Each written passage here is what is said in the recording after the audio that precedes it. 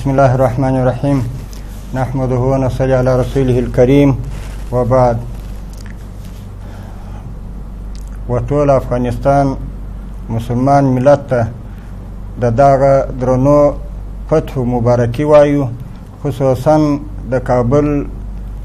ښاریانو او اوسېدونکو ته، او ورپسې خپلو مجاهدینو ته دا توصیه او وړاندیز کوو چې موږ تاسو دغه حال ته ورسېدو چې هغه هېڅ توقع د دې نه کېده چې په دغه رقم به موږ په افغانستان کې کامیابه کېږو، خو دا د الله پاک نصرت او مدد و چې الله پاک دغسې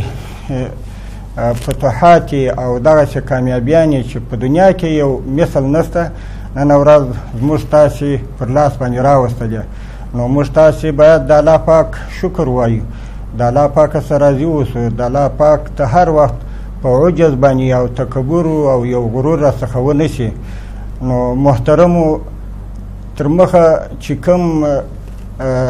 وخت و هغه دغه مسؤلیت موږ تاسې ته نه راجع کېدی لکه اوس، ځکه اوس موږ تاسې د امتحان او د ازمایښت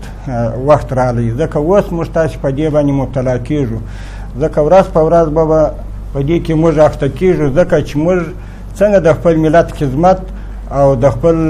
ملت امنیت او د دوی د ژوند د زندګۍ او د آرام او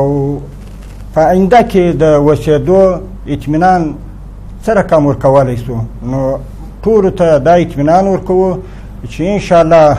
په دې باندې چې لکه څنګه چې موږ ته الله پاک داسې غټ فتوحات را په نصیب کړه، نو د آینده دپاره هم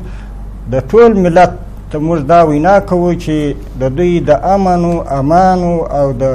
ښه ژوند د زندګۍ د برابرولو وس توان تر خپله طاقته پورې دا کوو چې دوی ته دغه د زندګۍ ژوند ور برابر کړو.